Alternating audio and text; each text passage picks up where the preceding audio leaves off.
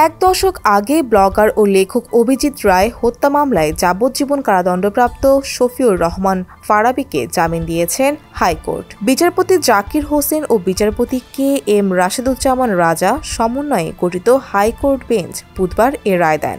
আদালতে ফারাবীর পক্ষে শুনানি করেন সিনিয়র আইনজীবী এস এম শাহজাহান। তাকে সহযোগিতা করেন আইনজীবী মোহাম্মদ হুজ্জাতুল ইসলাম খান। জামিনের পর আইনজীবী হুজ্জাতুল ইসলাম খান সাংবাদিকদের বলেন, বিচারক আদালতের রায়ের বিরুদ্ধে 2021 সালে ফারাবীর আপিল গ্রহণ করেছেন হাইকোর্ট। এখন তাকে অন্তর্বর্তী জামিন দেওয়া হয়েছে।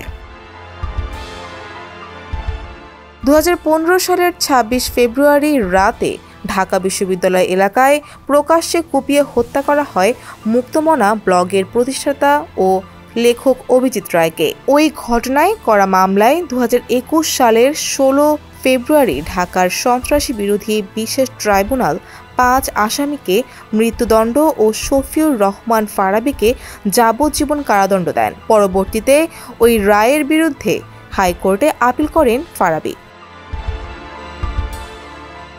ডেস্ক রিপোর্ট, সমকাল।